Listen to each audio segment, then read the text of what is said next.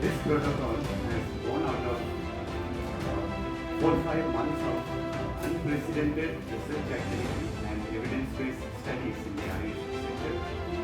These studies have been put together by experts, and out of it, the protocol has come out. It is my pleasure and privilege to welcome all the dignitaries to this event. We start with introductory remarks of Secretary Minister Sri Pandyaji, Minister of State Ayush Independent and Minister of Defense, Honorable Dr. Rajiv Kumar Ji, Vice Chairman NITI Aayog, Honorable Dr. Paul, Member NITI Aayog, and my colleague Secretary Sri Rajiv Bhushan Ji, and all dear colleagues, friends. Today is a historic day that evidence-based vessel protocol for clinical Ayurveda yoga is launched. And this is the beginning because it is version 1, and the interdisciplinary committee headed by Dr. Katoch, former DGC, ICMR, and his team from across the country. They are working on the other Ayush sciences like homeopathy, Siddha, Yunani, and Zovarika, and yoga naturopathy. Today's launch of this protocol, significantly there are 3-4 medicines that I want to just mention. That there is one medicine known as Guruchi. Guruchi is widely used across the country in all Ayush systems. And Guruchi is recommended for prophylaxis and mild to moderate cases, asymptomatic and mild cases for COVID. And just to name a few studies, Guruchi has been studied extensively in 232 preclinical studies as per the PubMed, and more than 50 clinical research studies. Recently, Ministry of Ayush has initiated study on Guruchi on more than 133,000 people as a prophylaxis or treatment of COVID. Similarly, Guruchi typically is also recommended. There are 534 studies available, publications available on Guruchi typically combination. Ashwagandha is being recommended as a prophylaxis, and again 705 studies on ashwagandha, and among them 254 preclinical studies of ashwagandha is available. Ayush 64 is one of the repurposed medicine, and there are several studies available on Ayush 64 also. All these studies are either anti-inflammatory, antipyretic, antiviral, and immunomodulatory. I am very happy and thankful to our honorable ministers and NITI Aayog for helping us for this unique effort. Thank you so much. Secretary, Health and Family Welfare, Rajiv Bhushan. Honorable Minister of State, Independent Charge for Ayush, Honorable Vice Chairperson NITI Aayog, Honorable Member NITI Aayog, Secretary Ayush, ladies and gentlemen, this gives me great pleasure that today is one of the culminations of various interdisciplinary approaches which the Ayush Ministry has initiated in the recent past, and this is part of the new paradigm where the Ayush Ministry is collaborating with the other ministries in science and technology, in health and other areas, and bringing about the fruits of such interdisciplinary cooperation for the public health challenges which are facing the country. I would like to draw your attention to two such interventions initiated by the Ministry of Ayush. There is an interdisciplinary Ayush Research and Development Task Force under the chairpersonship of Vice Chairman UGC, which is a unique intervention initiated by Secretary Ayush. The other such intervention is an interdisciplinary committee for integration of Ayurveda and yoga interventions in the National Clinical Management Protocol of COVID-19, which is chaired by Dr. V.M. Katoch, former Director General of ICMR. So both these interdisciplinary committees are domain knowledge experts who deliberate and who then come up with scientific protocols, so that the common criticism which was leveled against Ministry of Ayush in the past, that their systems are not amenable to large scale scientific validation, that has now been effectively addressed and I hope silenced. So as a culmination of the deliberations of these interdisciplinary committees and experts, the National Clinical Management Protocol for COVID-19, which is based on Ayurveda and yoga for management of the pandemic, that is being released today, which is a matter of great satisfaction.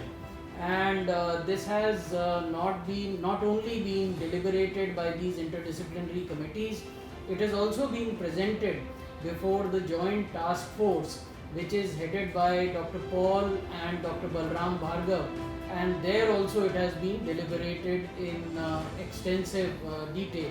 So I hope that going ahead, the public health challenge posed by COVID-19 would also be effectively addressed by this new protocol, which both the Honorable Ministers would be releasing today.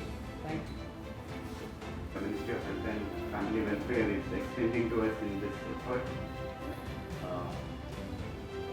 Dr. Paul, member Niti Aayog, is with us today.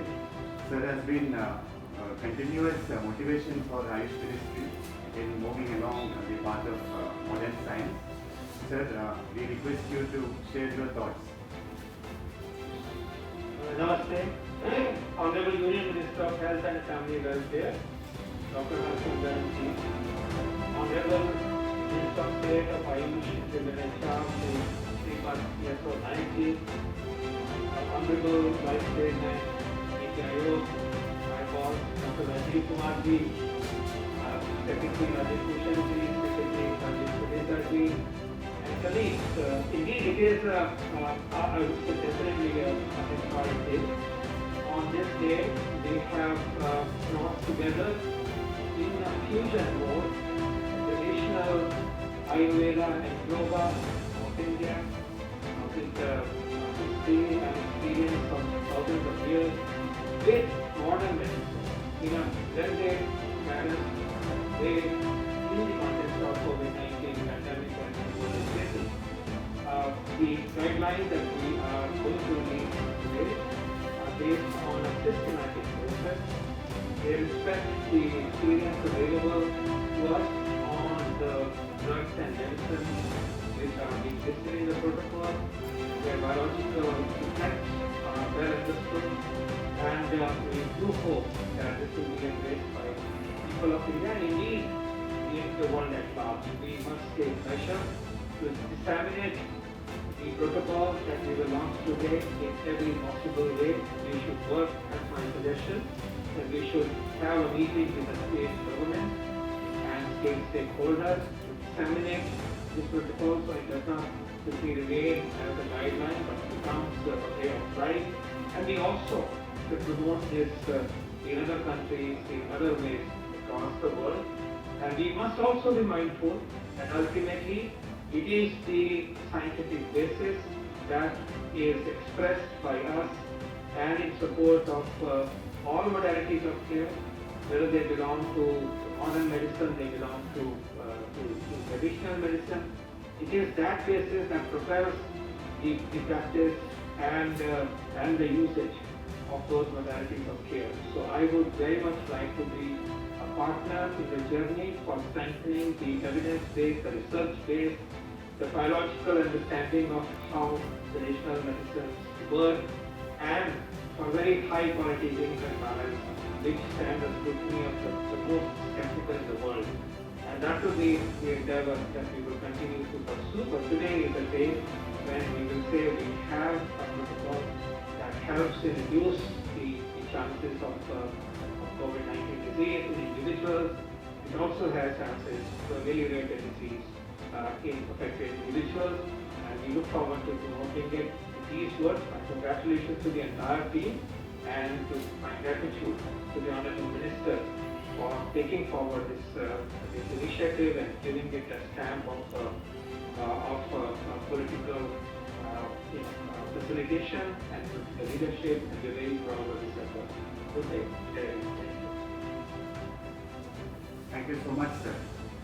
The last 8-9 months have been hectic and even frenetic. The ministry has been able to go through it with a sense of balance and with a sense of motivation, thanks to the calm guidance which we have been receiving from the Honorable Ayush Minister. It's such a pleasure that sir could join us from Goa today. Sir, we request you to share your thoughts with us.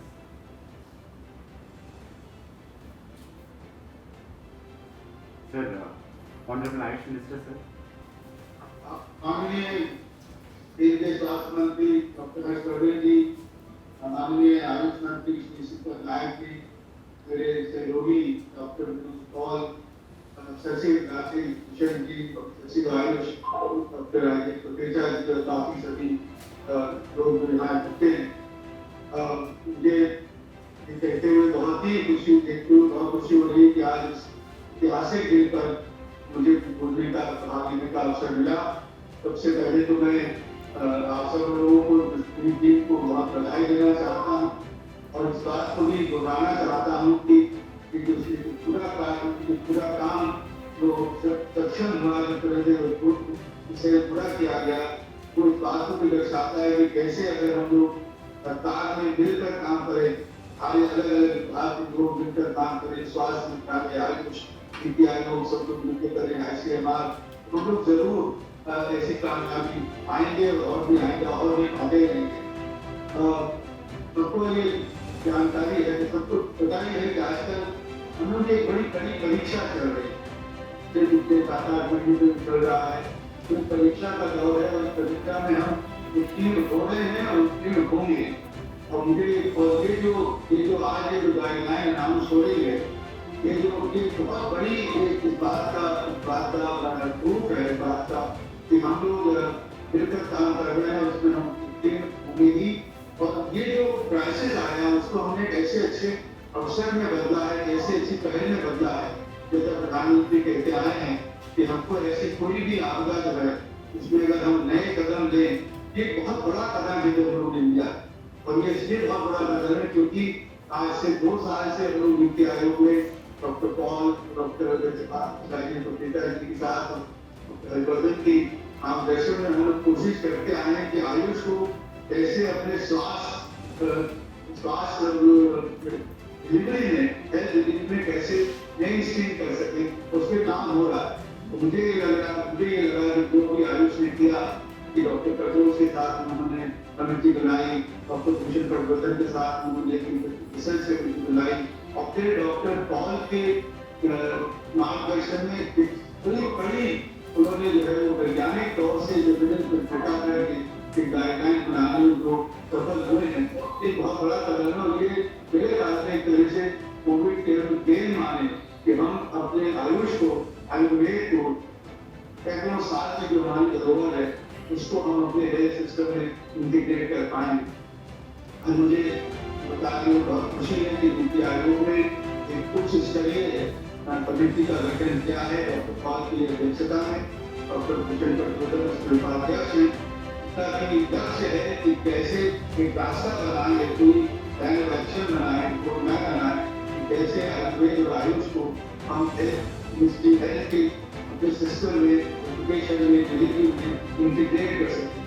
तो integrated medicine की कैसे हम पाएंगे, कैसे हम लोग आगे बढ़ेंगे, क्योंकि हम थोड़े से और आगे काफी तेजी से काम करना है, ये खास रूप से काम करेगा। इसके साथ ही मैं फिर से दोबारा से पूरी टीम को सभी लोग शामिल हैं, फिर आयुष ही है, जैसे मैंने कहा, नीति आयोग, स्वास्थ्य मंत्रालय, आयुष मंत्रालय, ICMR, सबको बहुत बहुत बधाई देता हूँ और उनको शुभकामनाएं देता हूँ वो जो पहले बार हुई है उसको वो और सक्रिय रूप से आगे बढ़े और हम लोगों को इस इंटीग्रेटेड मेडिसिन का एक नया दौर हमारे देश के सामने आ रहा है। उसमें हम लोग उतनी भी और आगे जीत हासिल कर सकें, उतना ही हमारे पूरे विश्व में देश की ख्याति होगी और कुछ पूरे दुनिया में हम अपने देश की जरूरत को पहुंचाने में सक्षम हों। बहुत बहुत धन्यवाद।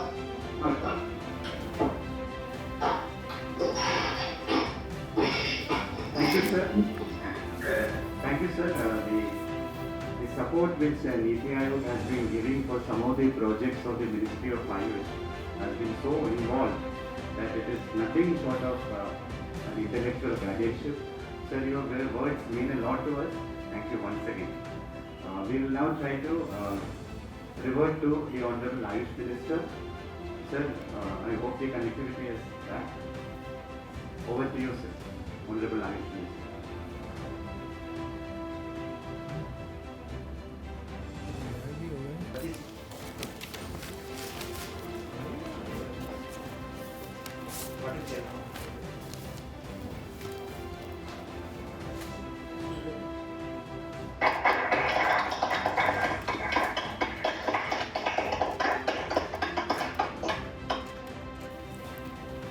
प्रधानमंत्री नरेंद्र मोदी जी के मंत्रिमंडल में मेरे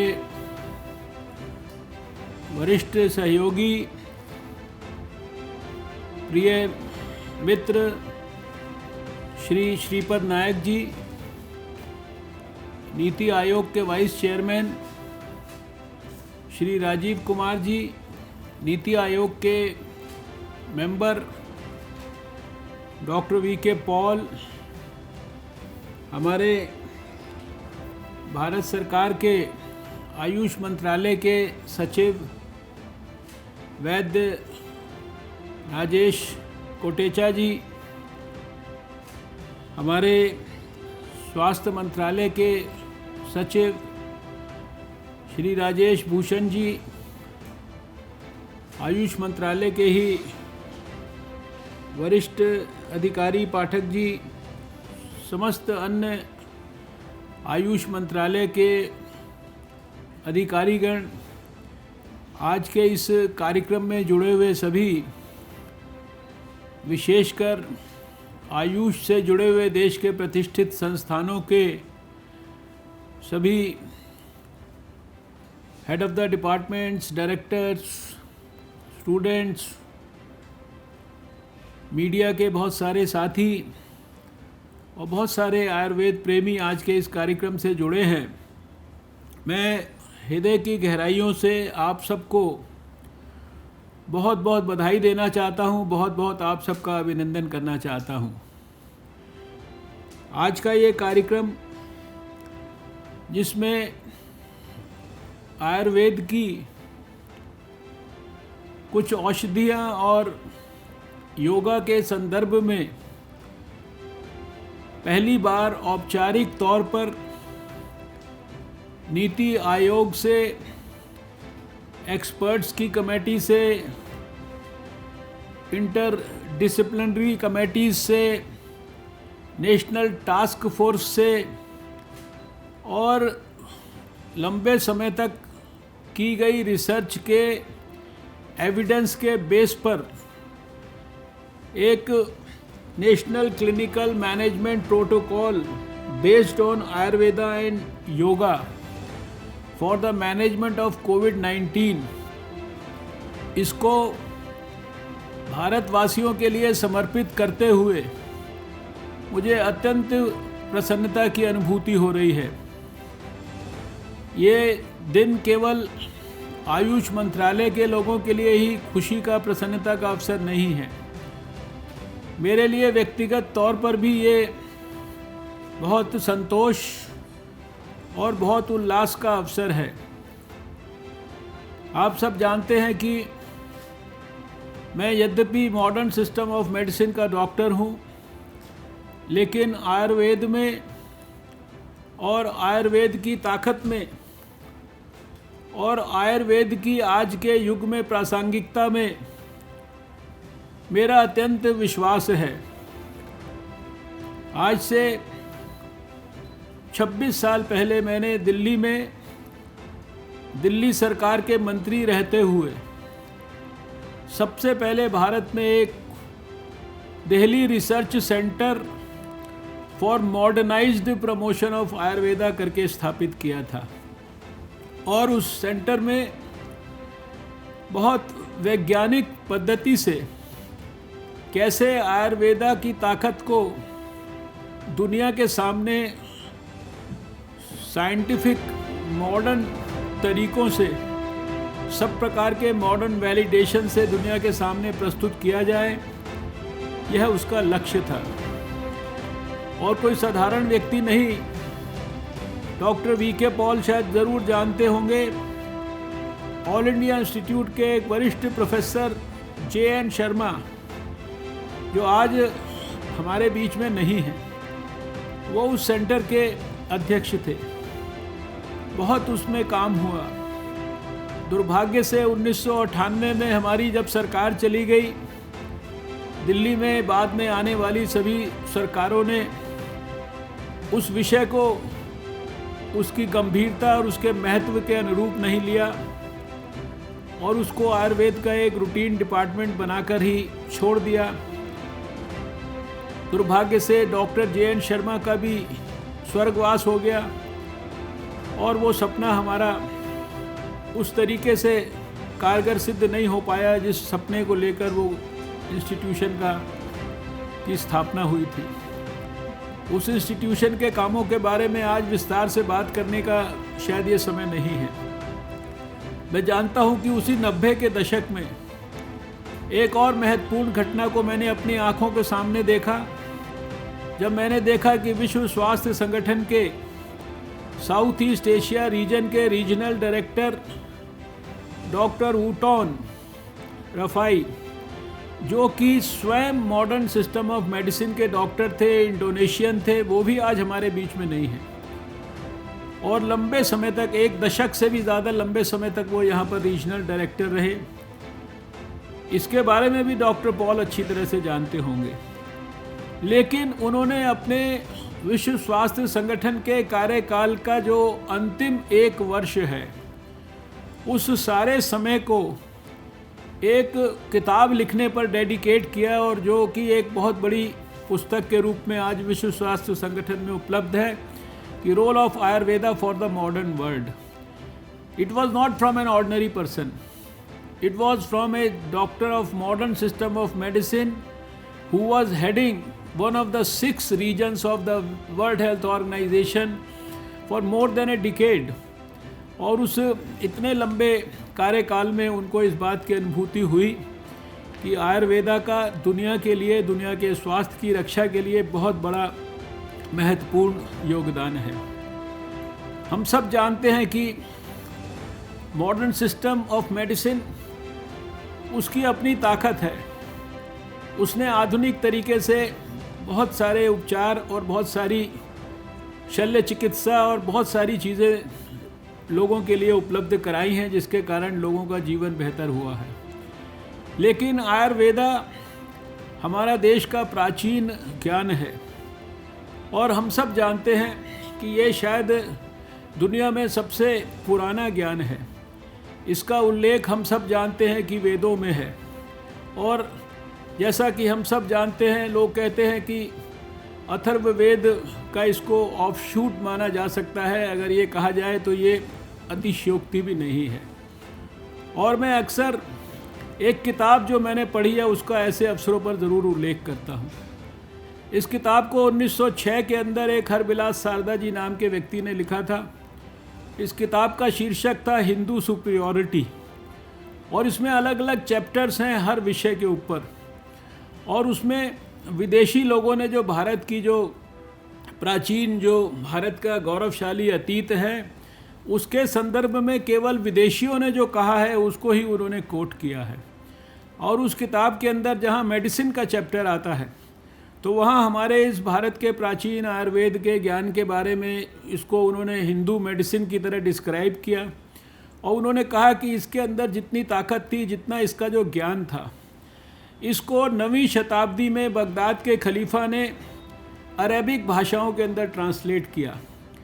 और 17वीं शताब्दी के अंदर इसको यूरोपियन लैंग्वेजेस के अंदर भी ट्रांसलेट किया गया। यानी इस आयुर्वेद के बारे में ये केवल हमारा है इसलिए हम इसको बड़ा मानते हैं, ऐसा नहीं है।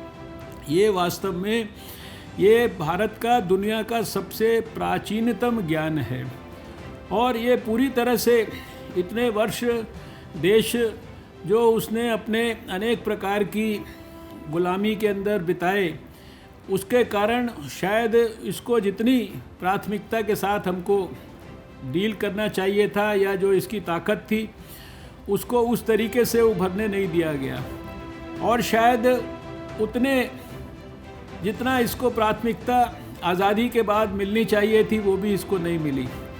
हमें खुशी है कि प्रधानमंत्री नरेंद्र मोदी जी के नेतृत्व में आयुर्वेद का जो प्राचीन अतीत के साथ जुड़ा हुआ महान ज्ञान है, इसकी जो सात्विकता है, इसकी जो प्रासंगिकता है, उसको दोबारा से वैज्ञानिक पद्धति का इस्तेमाल करके उसको दोबारा से दुनिया के सामने जीवित तरीके से रखने का प्रयास किया जा रहा है।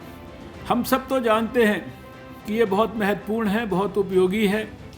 आज भी इस कोविड काल में भी मेरे पास इतने टेलीफोन आते हैं क्योंकि जिन लोगों के पास काढ़ा पहुंचवाया, जिन लोगों के घरों में काढ़ा गया, जिन लोगों के घरों में अश्वगंधा और दूसरी दवाइयाँ गईं, उनको ख़त्म हो गई, वो कहते हैं और भिजवा दीजिए, और भिजवा दीजिए। अब हमारे पास तो जितनी हमारे को आयुष मंत्रालय ने भिजवाई उतनी हमने आगे बांट दिया, लेकिन वास्तव में यानी इसकी प्रासंगिकता आज भी जो है उसी प्रकार से है। मुझे याद है कि इसी कमरे में कुछ महीने पहले अभी हमें आज कोविड के खिलाफ जो जंग है उसमें लगभग अभी अगर हम देखें तो 8 अक्टूबर को 8 जनवरी को पहली मीटिंग हमारे इसी मंत्रालय में हुई थी कोविड के खिलाफ जंग को शुरू करने के लिए एक्सपर्ट्स की, और आज 8 अक्टूबर में 2 दिन बाकी है, 9 महीना पूरा हो जाएगा। इस 9 महीने में बहुत सारी घटनाएं हुई हैं, बहुत सारी चीज़ें हुई हैं।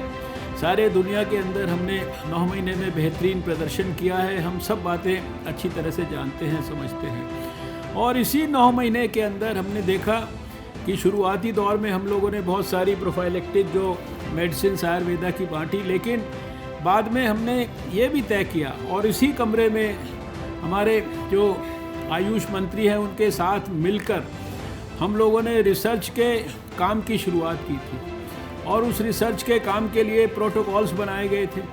यहाँ पर ICMR के डायरेक्टर जनरल भी थे और यहाँ पर CSIR के जो DG हैं डॉक्टर शेखर मांडे वो भी यहाँ पर थे, और जितने भी संबंधित पक्ष हैं सबको जोड़कर जो आयुष की जो दवाइयाँ हैं उनको कैसे खाली प्रोफाइलेक्सिस के लिए नहीं, कैसे हमारे जो कोविड से प्रभावित मरीज़ हैं उनके ट्रीटमेंट में कैसे कैसे उनको इस्तेमाल किया जाए, उसके साइंटिफिक प्रोटोकॉल्स बनाए गए।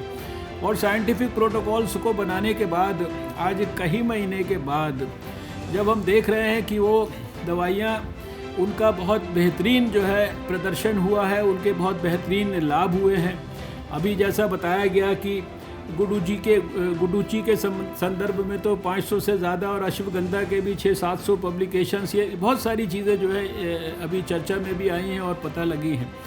और उन पॉजिटिव रिज़ल्ट्स को खाली ऐसा नहीं है कि आयुष मंत्रालय ने कोई रिज़ल्ट्स निकाल दिए। आयुष मंत्रालय के द्वारा जो किया गया काम है, जो उन्होंने प्रोटोकॉल्स डिवाइस किए ICMR के साथ और CSIR के साथ मिलकर, उस काम का जो रिज़ल्ट आया, उसका जो नतीजा आया, उसका फर्दर फिर साइंटिफिक वैलिडेशन हुआ है, कई लेवल्स पर वैलिडेशन हुआ है।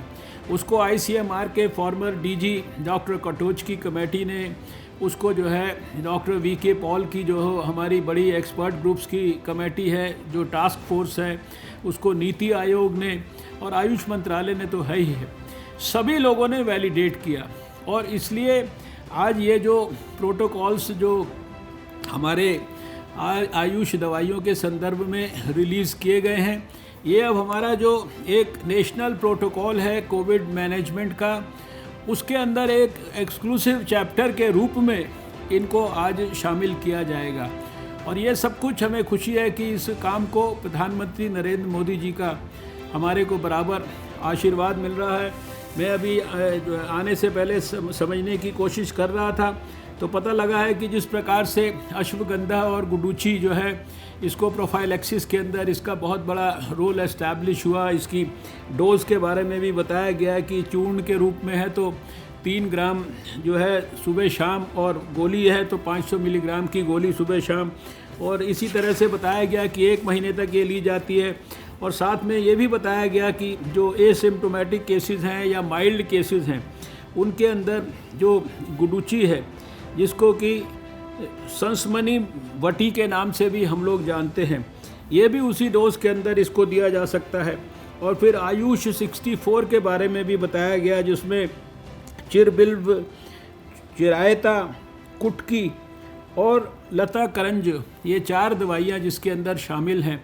तो ये अपने आप में आज का दिन बहुत ऐतिहासिक दिन है। इसको मैं किसी साधारण प्रोटोकॉल को रिलीज़ करने जैसा नहीं मानता, और मैं ऐसा समझता हूँ कि शायद आजकल जो समय चल रहा है इसमें ये जो आयुर्वेदा के जो स्टार्स हैं ये भी बहुत अच्छी जगह पे कहीं ना कहीं जो है अपना प्रभाव दिखा रहे हैं। क्योंकि अभी 1 महीने के अंदर अंदर हमने देखा कि आयुर्वेदा के संदर्भ में, इंडियन सिस्टम्स ऑफ मेडिसिन के संदर्भ में पार्लियामेंट ने भी 2 इम्पॉर्टेंट बिल प्रस्तुत किए।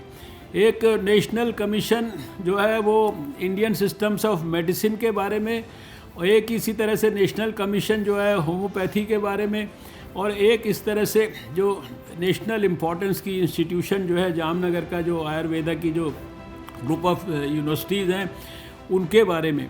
और इसको राज्यसभा लोकसभा ने एकदम यूनानिमस पास किया। इससे पता लगता है कि देश में चाहे किसी का कोई भी राजनीतिक विचार हो, सोच कुछ भी हो, लेकिन आयुर्वेदा के प्रति भारतीय जो चिकित्सा पद्धतियां हैं उनके प्रति सबका उसमें बहुत ही गहरा विश्वास है। और इसके साथ साथ ये भी खुशी की बात है कि आने वाले समय के अंदर जो हमारा योग और नेचुरोपैथी है, इसके लिए भी नेशनल कमीशन जो है योग और नेचुरोपैथी का अलग से बनाने के ऊपर भी तैयारी चल रही है। और इन सारी प्रक्रियाओं को नीति आयोग ने बहुत बड़ा समर्थन दिया है। और मैं अपने मंत्रालय की ओर से भी ये कहना चाहता हूँ कि आज देश में आम डॉक्टर भी ये समझता है कि आने वाला जो समय है वो समन्वय के साथ काम करने का है। सभी चिकित्सा पद्धतियों को मिलजुल कर काम करना पड़ेगा। उनको जो है हर एक व्यक्ति की, हर एक मरीज़ की, शरीर की, बीमारी की, सब बातों की एक दूसरे का पूरक बनकर काम करना पड़ेगा। और यही खाली हमारी इच्छा नहीं है, यह आज सारी दुनिया का ये संदेश है। सारी दुनिया में अमेरिका जैसे बड़े विकसित देश में भी आयुर्वेद को, दूसरी चीज़ों को, इंटीग्रेशन को, इनको बहुत महत्व दिया जाता है। तो मैं आज के इस अवसर पर सभी आयुष मंत्रालय के अधिकारियों को, अपने मंत्री जी को और जो उनके सभी सहयोगी हैं उनको इस अवसर पर बहुत बहुत बधाई देना चाहता हूं। इस प्रोटोकॉल के तहत जो देश के कोविड के प्रभावित मरीज़ हैं उन तक इस बात को बड़े पैमाने पर पहुंचाना ये उनकी जिम्मेदारी है। इन दवाओं को सुलभ ढंग से देश में, दुनिया के अंदर उपलब्ध कराना ये भी उनकी जिम्मेदारी है। और जिस प्रकार से कोविड के खिलाफ जंग में भारत दिन प्रतिदिन और अपना बेहतर करता जा रहा है, आज भी 56-57 लाख मरीज़ हमारे ठीक होकर घर में जा चुके हैं। सबसे कम फैटेलिटी रेट 1.55 हमारा, और आज भी रिकवरी रेट दुनिया में सबसे ज़्यादा 84-85% के बीच में हमारा है। और जहाँ तक सारी बाकी चीज़ें हैं, टेस्टिंग के संदर्भ में लगातार हम प्रगति कर रहे हैं। दिन प्रतिदिन देखते हैं कि सुबह देखो तो शाम को देखो तो डाटा अगला वाला इम्प्रूव हो जाता है, चेंज हो जाता है। तो सारे देश के लोगों के लिए लेबॉर्ट्रीज़ की सुविधा है, ट्रीटमेंट की सुविधा है, दवाइयाँ जो कुछ हमारे लिए जो भी हो सकती हैं। आज भी कोई मॉडर्न मेडिसिन की भी कोई क्लियर कट कोई दवाई अभी तक तय नहीं हो पाई है कि जो कोविड को वास्तव में गारंटी ठीक कर सके। ऐसे में आयुर्वेद के द्वारा की गई ये रिसर्च, इसका बहुत महत्वपूर्ण योगदान होगा जो कोविड के खिलाफ जंग में। और हमें पूरा विश्वास है कि आने वाले महीनों में अगले 6-8 महीने के अंदर हम देश के अंदर लोगों को वैक्सीन भी उपलब्ध करा पाएंगे, वैक्सीन को लोगों तक पहुंचाने के अंदर भी सफल होंगे। तो मैं हृदय से बहुत बहुत धन्यवाद करता हूं, बहुत बधाई देता हूं, बहुत ढेर सारी शुभकामनाएं।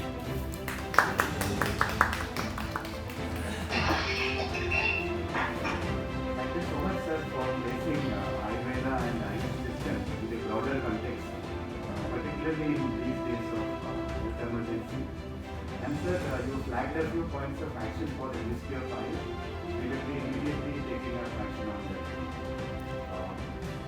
So the protocol released today, it has removed ambiguity from a major area of how Ayush and its potential can be utilized in the fight against COVID-19.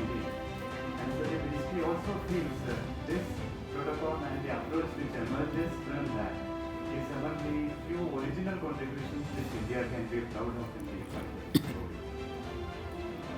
So it's my formal duty to propose a vote of thanks. The Ministry of Ayush is grateful that both the Honorable Ministers as well as Honorable Vice Chairman NITI Aayog could join us. Your presence today endorses the significance of this protocol document. We are deeply grateful to Dr. D.K. Paul sir for all the continued support. Thanks is also due to both the respected secretaries. I also thank Additional Secretary Pathak sir for the steadfast way in which he facilitated the equalization of all the inputs coming, which led to the shaping of the protocol. Thanks is also due to the task force headed by Sir Bhushan Patwardhan and all the experts who have come. Lastly, I thank the media for giving us the wonderful. Thank you so much. Thank you, sir. Thank you.